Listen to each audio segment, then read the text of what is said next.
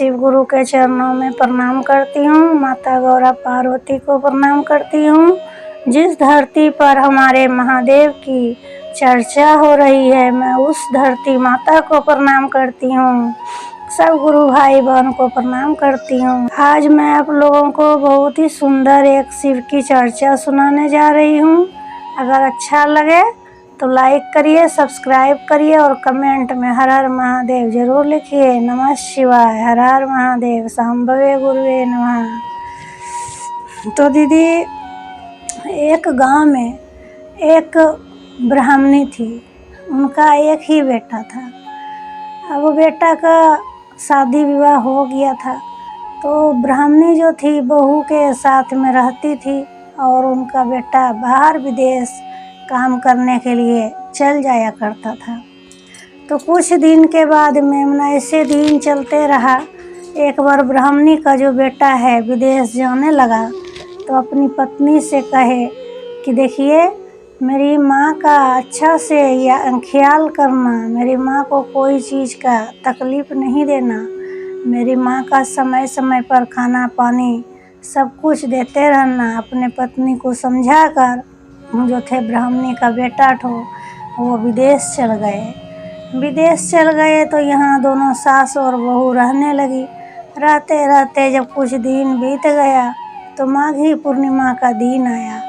माघी पूर्णिमा तो बहुत मान्यता है माघी पूर्णिमा का। उसमें सब कोई गंगा स्नान करने जाते हैं। तो जो ब्राह्मणी थी वो अपनी बहू से बोली कि बहू, हम भी गंगा नहाने जाना चाहते हैं, हमें भी कुछ दे दो, हम जाकर गंगा का सेवन करेंगे 1 महीना तक। माघ महीना में पूरा माघ हम गंगा सेवन करना चाहते हैं, गंगा सेवन करेंगे, तो हमें कुछ लड्डू बना कर दे दो। तो बहू बोली ठीक है माँ जी, दे देंगे। अब बहू अपने माँ को, बहू का जो माँ थी उनको फ़ोन करके बोली कि माँ, मेरी सास तो गंगा सेवन करने जा रही है, आप भी जाओ, आपको भी धर्म होगा। तो बहू की जो माँ थी वो बेटी के पास आ गई और कहने लगी कि बेटी, हम भी तुम्हारा सास के साथ में गंगा सेवन करना जाएंगे, तो मेरे लिए भी कुछ बना दो। तो बेटी जो है अपने माँ के लिए 5 किलो अच्छा से लड्डू बना दी। 5 किलो का लड्डू बना दी और जो है बहुत खाने पीने का सामान अपने माँ के पास में दे दी। और अपनी सास को जो है 15 लड्डू मात्र बनाकर बहू दी। 15 लड्डू दी और बोली कि माँ जी, आप इसी से अपना जीवन यापन 1 महीना कर लीजिएगा।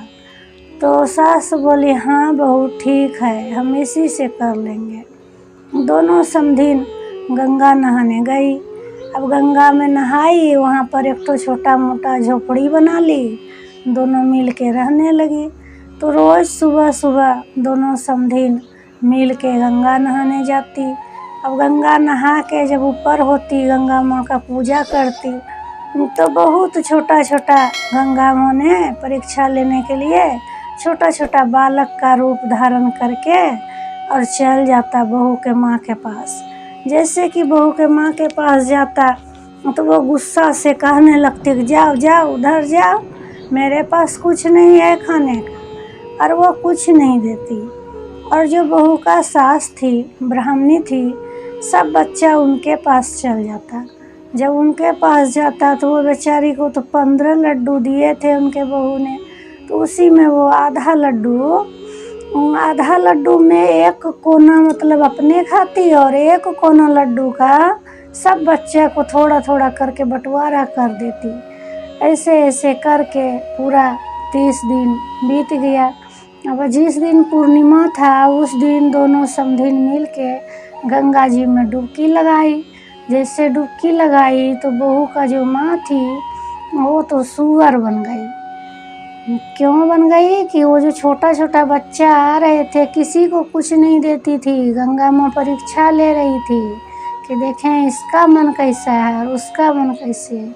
और जो बहू का सास थी वो गंगा में नहाई और नहा कर ऊपर हो गई। गंगा माँ को प्रणाम की और अपना समधिन को चारों तरफ देख रही है कि मेरा समधिन किधर है, मेरी बहू की माँ कहाँ है।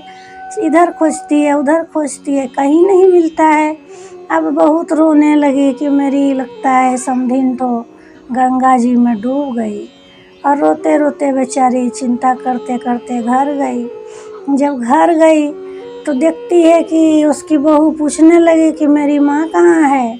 तो सास जो थी वो कहने लगे कि बेटा दोनों मिल के डुबकी लगाए, हम तो ऊपर हो गए, तुम्हारा माँ का तो कुछ पता ही नहीं चला। अब बेटी को ऐसा सुन के बहुत गुस्सा लगा। वो गई गंगा जी में। गंगा जी में जब गई तो देखती है चारों तरफ में इधर उधर खोजती है, माँ माँ आवाज़ लगाती है तो सुअरिया दौड़ के आती है। जैसे बेटी माँ माँ बोलती है सुअरिया दौड़ के आगे आती है। अब बेटी तो बहुत रोने लगी, सुअरिया भी रो रही है खड़ी होके। अब जो है घर आई तो घर जब आने लगी उसका बेटी तो पीछे पीछे सुअर भी आ रही है।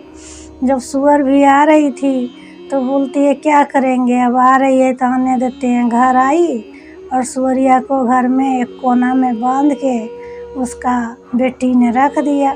अब जो है अपनी सास से कहने लगी कि माँ मेरी जो है माँ सुअर बन गई है। तो उसकी सास कहने लगी कैसे बेटा, तो बोलती है पता नहीं क्या कारण है नहीं है। तो उसकी जो सास थी ब्राह्मणी वो बहुत सीधी थी। वो गई एक दिन किसी का घर में शिव चर्चा था, शिव चर्चा में गई और जा कर के रोने लगी कि हे महादेव हे गुरुदेव, मेरी समधिन जो है मेरे साथ गंगा सेवन करने गई थी, अब उनका क्या ऐसा कर्म हुआ कि वो सुअर बन गई। हे गुरुदेव उनके ऊपर दया कीजिए, वो जैसी थी वैसे बना दीजिए हे महादेव, आप दया कीजिए महादेव। ऐसे बोल के और खूब रोने लगी। जब खूब रोने लगी तो उसका आकाशवाणी सुनाई दिया कि उठ तुम मत रो, ये प्रसाद ले जाकर अपनी समधिन को खिला देना, जिससे कि उसका फिर से नया जीवन मिल जाएगा।